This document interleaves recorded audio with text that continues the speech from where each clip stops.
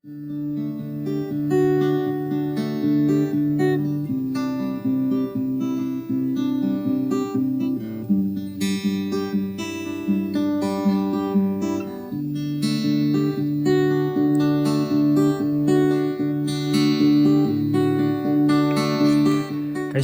ongi etorri eskolara, gaur Irun egoini da gurekin, Atarrabiako bakarlaria, momentu batean egongo da gurekin, orain arte.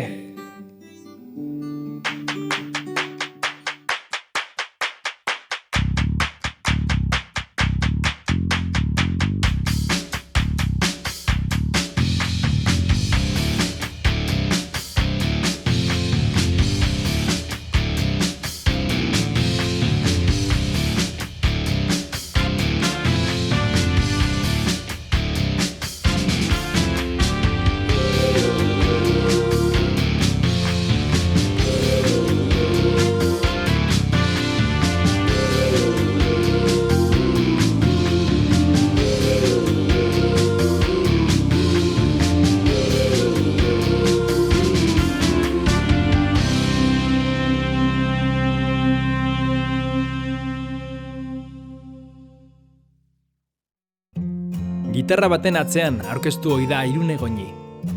Baina instrumentua bete beharra besterik ez dela dio. Abestu ahal izateko bisa modukoa. Abesten entzuterakoan, haren beharrik ere ez duela esan genezake. Bere ahots eta melodiek transmititzen duten indarra adituta. Bere musikarekin zer egin oso argi ez daukala dio ere. Jendaurrea bere musikarentzako toki egokia izango ez delaren beldur. Eskertu behar diogu beraz, gurekin hitz egiteko gonbita onartu eta 3 kanta oparitu izana. Askotan, zaila da barrutik ateratzen dugun horrekin zer egin nahi dugun jakitea. Baina zenbat galduko genuke, abesti hauek etxean geratuko balira.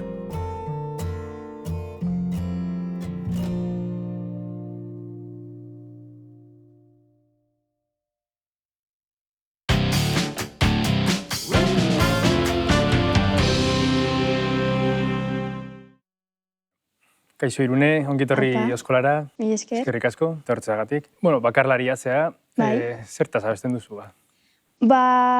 Bueno, saiatzen naiz gizartearen justiziak edo arazoak salatzen, baina baita ere saiatzen naiz nire sentimendu pertsonalak eta adierazten edo... Abesti aldarrikatzaileak dituzu. Bai, hori da. Protesta kantautorea zara.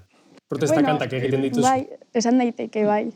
Gustoko dut, bai, ez dakit justiziak nola, bai, ez dakit salatzen. Bai. Eta musika horretarako instrumentu ona dela uste duzu? Nik uste baietz. Uste dut dela modu bat non jendeak hartu dezaken sentimenduen bitartez emozio bat edo... Bakarlari moduan aritu baino lehen, eskarmentu bizkat badaukazu, ez? Bai, bueno, ibili naiz musika eskola batean, Burlatako musika eskola batean, eta hor ezagutu nituen lagun batzuk eta sortu genuen talde bat. Egiten genuen pixka bat musika jazz edo blueseroa, bai, eta azkenean bakoitzak bere bide hartu zuen, eta gero izan nuen beste talde bat, eta hor bai lan egiten nuela, eta astebururo joaten nintzen herrietara, eta bertan pixka bat musika berbenilla edo lako. Osa, bertsioak jotzen zen. Bai, hori da. Euskal bertsioak eta... Eta musika formakuntza badaukazu? Berez musika ez. Baina bai joaten nintzen hori egiten nuen kanto, eta asko disfrutatzen nuen, baina musika berez ez dut ikasi. Osa, garai horretan ez zenun gitarrari jotzen? Ez, hasi nintzen, taldeak bukatu ondoren esan nuen, zeo zer egin behar dut nire musikarekin, musika sortu nahi dut, eta beraz hasi nintzen gitarrarekin, eta nire kabuz ikasi dut. Autodidakta, zara? Bai, bueno, pixka bat YouTuberen bitartez hasi nintzen, baina bai, saiatzen nintzen hori, nahi nuena zen nire abestiak sortzea, orduan hasi nintzen nire gitarra hartuz, abestiak sortzea. Horregatik, pasatzen zinen taldean jotzetik, bakarrari moduan jotzera, ez? Hori da. Ere taldean nengoenean bertsioak egiten nituen, baina nahi nituen nire abestiak egin, nire letrak aldarrikatu, eta orduan basi nintzen nire abestiak egiten. Bueno, zuk gitarrarekin jotzen duzu bakarrik, baina zure referenteak aipatzen dituzunean, topatzen ditugu oso referente potenteak, ez? Rocka, metala, nola eramaten da potentzia hori akustikora? Bueno, egia esan da nire gurasoak dira nahiko metaleroak, eta betidanik entzun dut Metallica, System of a Down, Rammstein, baino... Iruña ez heavy metal. Bai, hori da. Bai, baino ere nire amak maite du pila bat jazza, bluesa, eta orduan asko entzun dut eta James, Janis Joplin, baino ere nire kuadrillakoengatik eta, bueno, bereziki maite dudalako hemengo musika, entzun dut pila bat Lier, Iseo eta Izaro ere orain dela gutxi entzun dut, eta, bueno, nik uste haiek niretzako erreferentzia bat direla, eta nik uste haien musika estiloan nire estiloan zer nabaria dela, bai. Bai, bakoitzatik hartzen duzu zerbait. Bai, niretzako emakume potenteak direla, eta... Bueno, zu aipatu duzu, zeran herrietako jaietan jotzen zenuela, ere tabernetan jo izan duzu. Uste duzu taberna edo lokal txikiak diela musikaren bizileku naturala edo? Ba, egia esan da, nire herriko tabernan jotzen dudanean, oso gustora sentitzen naiz. Gero ere uste dut jendea hurbilago dagola, eta nik behintzat gehiago disfrutatzen dut olako lokaletan pixka bat. Batez ere, olako genero edo estilo intimoetan, jendea hurbil izatea, errazago iristen zaie. Eta, beste esperientzia batzuk izan ditut, adibidez, Gazte Talent hemen Gasteizen egon nintzen, eta, esperientzia izan zen ikaragarria, baina ere pixkat potentea, ez nuen, izan zen niretzako lehenengo kontzertua. Lehenengo kontzertua? Lehenengo kontzertu handia? Hori da, totala, potentea. Eta, oso esperientzia oso ona, bai. Dituzte lurrontan eta inguru kolore denak dituzte ito.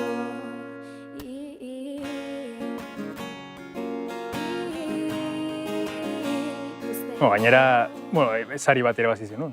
Bai, egia esan da, bai. Irabazi nuen Euskara saria, eta bai, nahiko pozik atera nintzen, bai. Zorionak. Ni lehiaketa horri eskerre ezagutu zintudan. Eta, aipatu duzu, Euskararen saria irabazi zenula. Zuretzat, Euskarak, hizkuntzak, aukeratzen den hizkuntzak aldu garrantzirik egiten duzun kantan, egiten diren kantetan? Nik uste baietz. Nire kasuan euskaraz idaztea erabakitzen dut, baita ere niretzako errazagoa da idazterakoan letrak errazagoa ateratzen zaizkit, baina nik uste euskararen bitartez gure herriko musika bultzatzen dugula, eta ez dakit, zeo zer niretzako, ez dakit. Bai, zurea den zerbait ateratzen zu. Eta, batzutan ingelesez ere aritzen naiz, ze azkenean, betidanik entzun dut ingelesez musika, euskaraz ere, noski. Zure influentziak hor izlatzen dira, ez? Bai, egia da. Osea, musika bluesera egiterakoan edo jazza egiterakoan gustoko dut ingelesez egitea, baina bai, nik uste... Bai, lotzen duzu pizkat generoa hizkuntzarekin, ez da? Bai, nik uste bai. Bai, da, zuretzat, zure ustez garrantzitsua da, sari hori bezalako, euskararei espezifikoa den sari bat ematea? Edo uste duzu horrek laguntzen duela euskarari? Nik uste dut hartu behar dela kontuan, ze euskara ez da, ez dakit nola esan, ez da hainbeste igual ikusten edo, eta batzutan taldetan gertatzen da hori, azkenean bertsioak egiterakoan edo abestiak egiterakoan, ingelesez egiten dituzu ez, baina nik uste euskeraz egiterako orduan bultzatzen duzula gure kultura modu batez eta nik uste. Bai, adibidez, eskolarako euskaraz abesten duen neska bat aurkitzea, Gasteizko neska bat aurkitzea oso zaila izan zen. Ja. Azkenean, Nafarroara joan behar izan gara. Orduan, alde batetik da hizkuntz oztopo bat, ere genero oztopo bat, ez? Nolabait neskak aurkitzea. Bai, nik uste zailagoa dela eta batzutan beldurrak sortzen direla, ez? Adibidez emakumea izaterakoan musikaren arloan gutxiago ikusten da emakumearen presentzia. Igual ahotsarekin igual ikusten dela gehiago emakume batez, baina adibidez instrumentu batekin, gitarra, bateria, gehiago kostatzen da. Eta zerratik uste duzu dela, da emakumeen konplexuengatik edo aurreiritziengatik, edo da ikusleen kontu bat? Nik uste gehiago dela gure historia edo sistemarengatik emakumeak beti egongoen garela pixka bat hor ezkutatuta ez, eta beti gizona izan dela hor artista edo, baino egia esan da emakumea barrezkoa dela eta behintzat artistak garela eta hor egoten garela pixka bat, baino oztopa jartzen digute. Askotan ere aipatzen da, burura datorkit, Carmen Bozaren kasua, oso abesteko eta jotzeko modu berezia dauka, eta batek esan du, inoiz gizon bat bezala jotzen duela.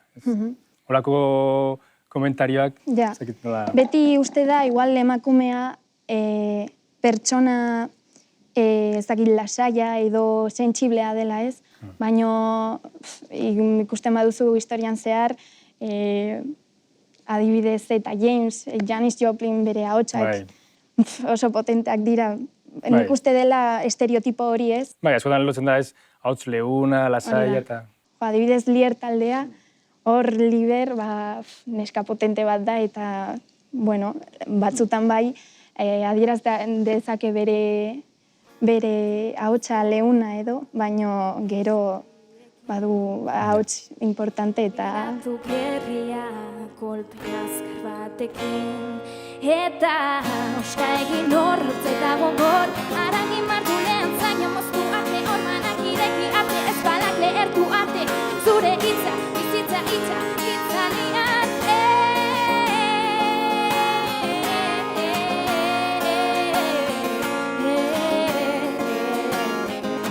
Zure formatuan, bakarrik daukazu gitarra eta ahotsa, ahotsari garrantzia emango diozu, ezta? Bereziki nire instrumentuan niretzako ahotsa delako.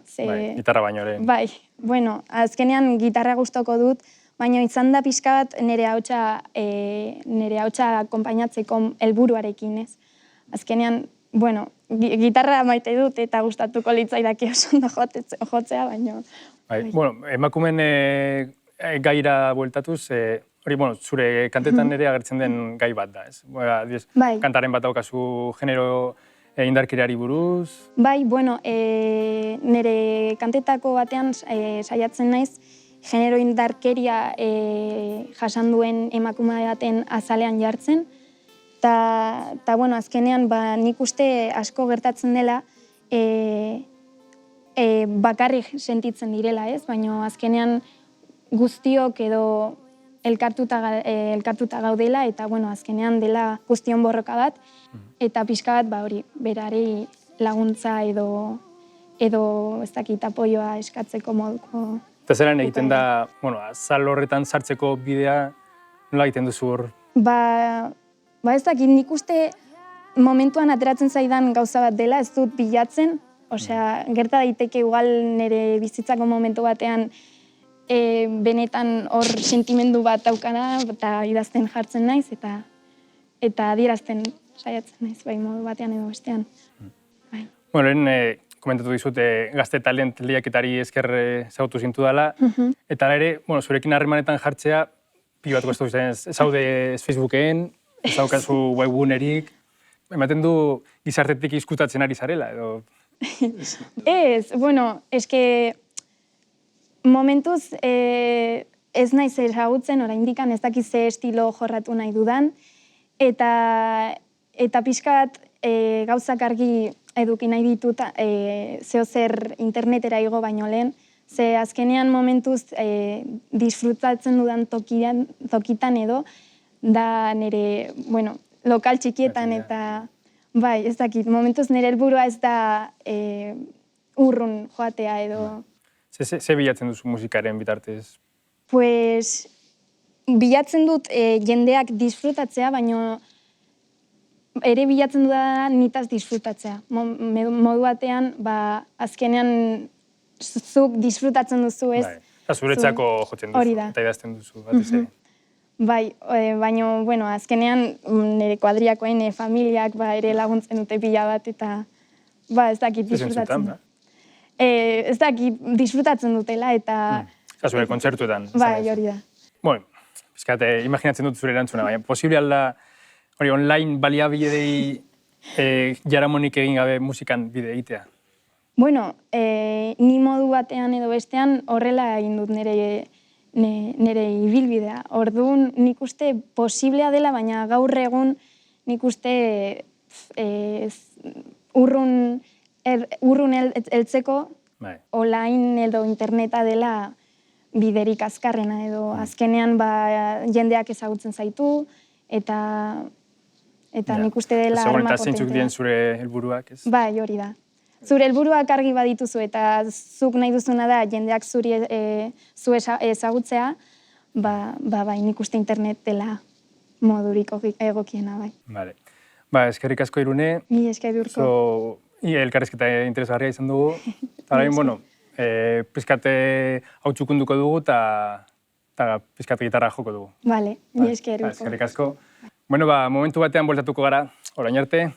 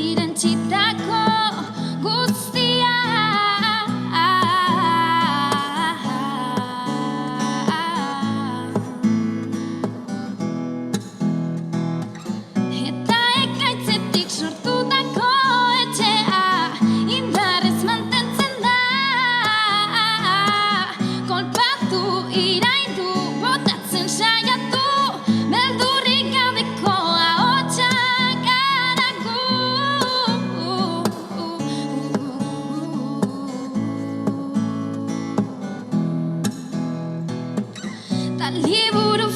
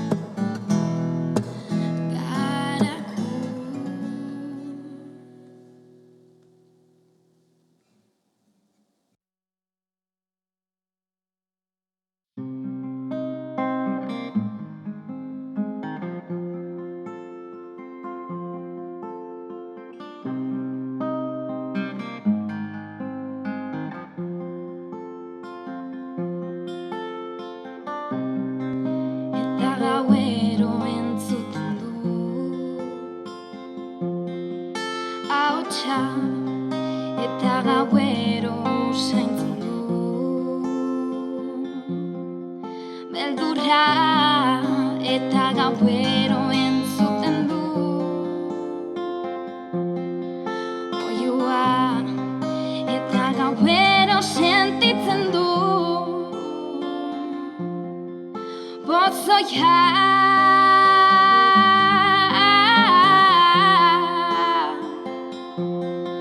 pozoia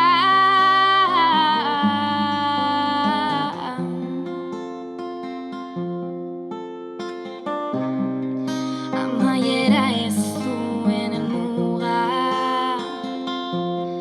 bihurtu da azkenean nahi duzuna egin duzu eta gauero sentitzen du pozoia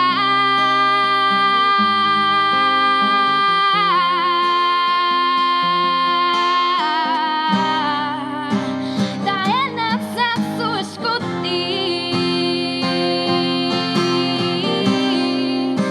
begiak estalita ibiltzen naiz da enatzazu eskutik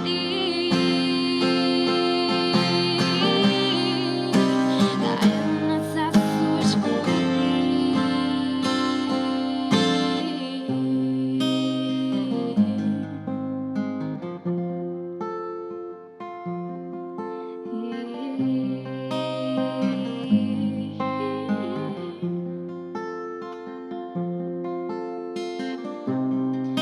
eta gauero entzuten dut ahotsa eta gauero entzuten dut oiua eta gauero usaintzen du beldurra eta gauero sentitzen du